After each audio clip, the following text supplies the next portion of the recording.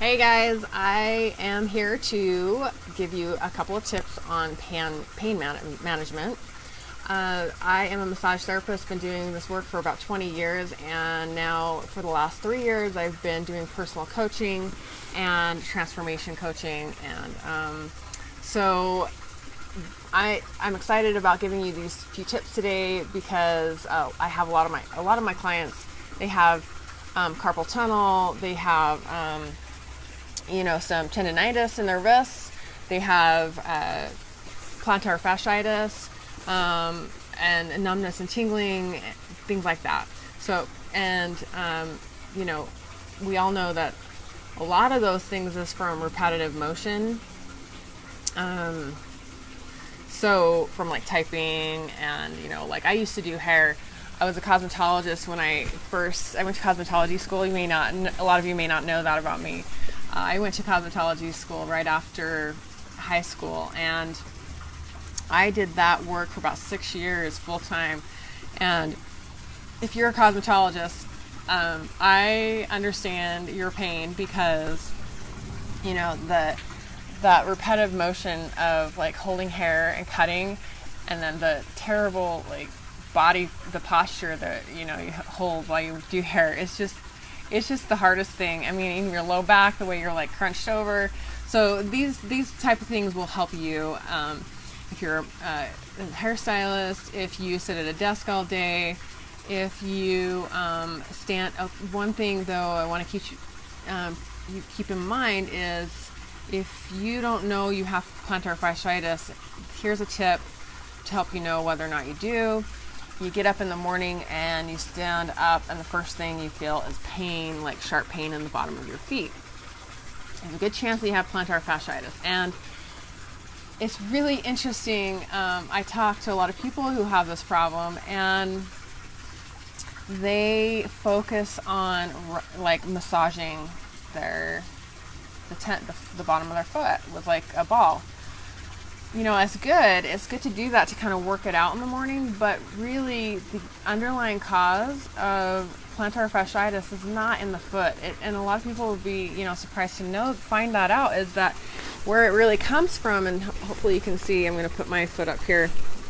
There's a muscle that is attached right up here in your calf. And most of us, all of us have this tender spot. Like, it's right here, kind of like you can probably push around in here yourself and if you want to manipulate your muscle in here, you can feel a really tender spot. Like I can feel when I push in my own calf, and I don't even have plantar fasciitis.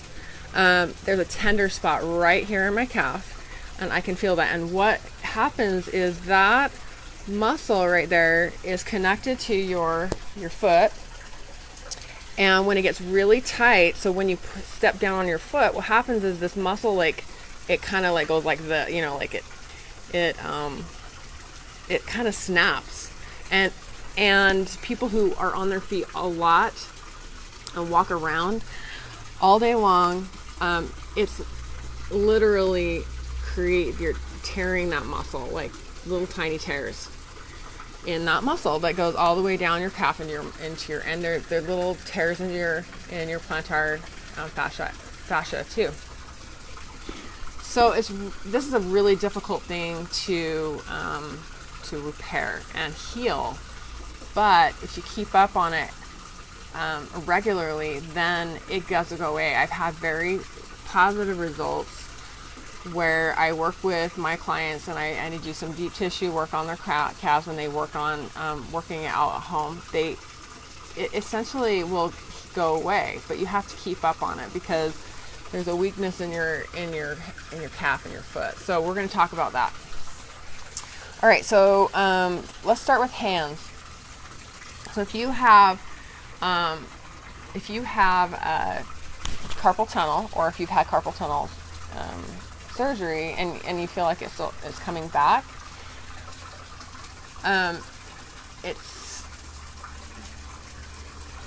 I never like to recommend surgery because if you're not going to stop your activity, then it's probably going to come back. So here's some ways to,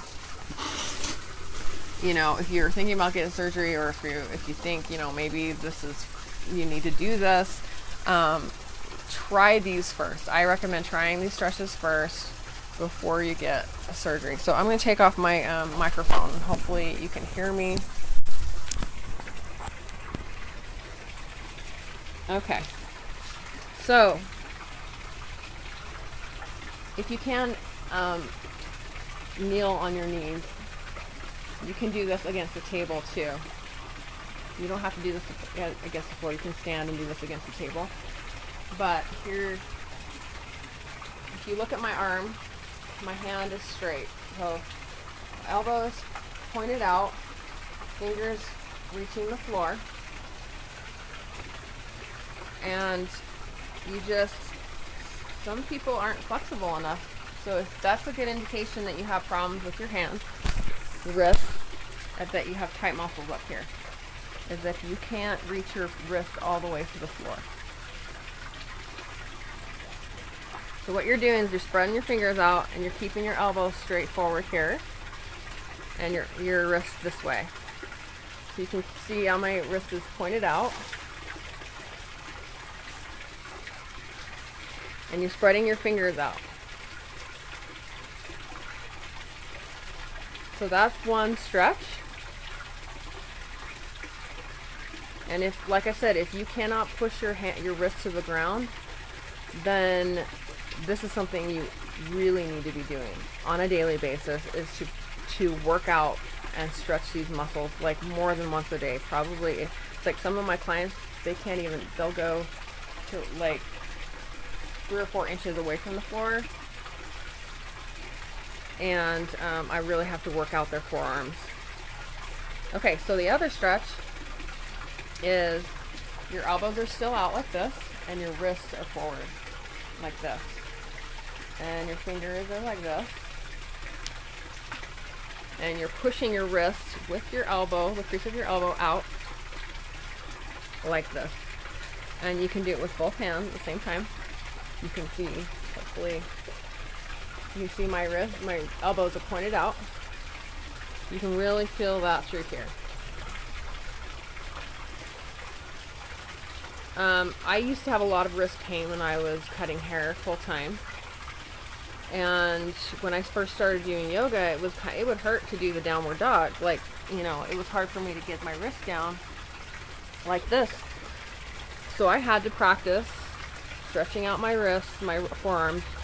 You know, you can push your fingers into it, do a self massage right along that muscle that goes from the outside of your elbow to your wrist, the middle of your wrist. You can kind of feel it here. And you just push into those muscles right there. Same the other way.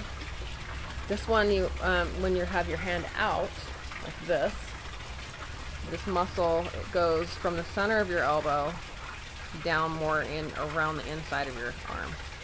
So you just push into those muscles right here, especially right in here on this side. You just do little circles. And this is a really good one right here. Go to the other side.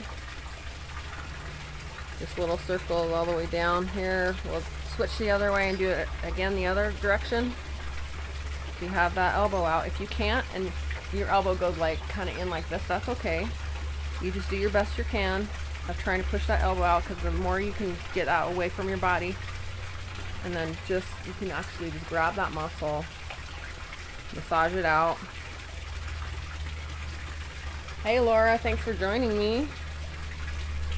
So yeah, if you're sitting at a desk and you just want to do this quickly, you know, while you're working, same thing here. Just grab your wrist, elbow straight up, and kind of just relax your fingers. And you can do it against your desk or the wall, and you can do the same massage on your arms. So try this before you get surgery, and then come get a massage too. Or if you don't live in Layton, go get a massage and say, you know, work those out. I've been trained specifically in carpal tunnel massage. It's a Russian massage. All right, so let's talk about the calves and plantar fasciitis. And this is actually a really good stretch to do even if you don't have a lot of pain in your feet. You just have like limited circulation. So if you have one of these are great. It's a foam roller. I got this at Walmart. Okay, so one leg straight, toe pointed. Turn over here. I don't know if you can see me. Okay, here we go. Toes pointed to the ceiling. Get that. Okay, so there's like your Achilles tendon right here. There's an attachment that goes from your Achilles tendon to your calf. And you kind of start rolling it out like this. Back and forth, toe pointed to the ceiling. Do some circles. Woo! You feel that. So we're working on the Achilles tendon first. So we're doing circles, clockwise, counterclockwise. Kind of like turn your whole leg in. You can kind of see me turn and just move at different directions. You can kind of feel where the knots are. Okay, so and then move it up a little bit higher, just like an inch or two. Same thing, roll back and forth, toes pointed, so you're like, we want your calf to be flexed. If it's not flexed, you can still feel it. You see, you know, warm it up. Maybe if you need to warm it up and you're super, super tight and you just need to warm up your calf, don't flex your foot first, but then flex your foot and hold that spot. You can feel right where it's tender. Just hold it. Turn your toes back and forth, left to right, clockwise, counterclockwise. Move it up a little bit. All right. So we're getting closer to that attachment. Do the same things. Left to right. Move it up and down. Okay, so now we're up to that attachment. And I'm kind of just, since if you're more tender than I am, you might not need to lift your body up for more weight. But I'm lifting up my body here to get more pressure on that muscle. So, and also being able to roll back and forth on it. So I'm turning my foot like this, so I can get the inside of my calf right here. Hopefully you can see me. Yeah, so kind of almost up to the knee, right below the knee, and then roll down. So I'm only rolling about 4 inches. And then turn the opposite direction, get the other side of the calf. There's 2 calf muscles. So the one is in the middle is always tender. Always, always, always on everybody. So, yeah, so, you know, you can just put your foot here to... Seriously, if you do this every day, your feet will feel so much better in the morning when you wake up. All right, so, again, do it on the other side. If you have any questions about these exercises, just send me a personal message.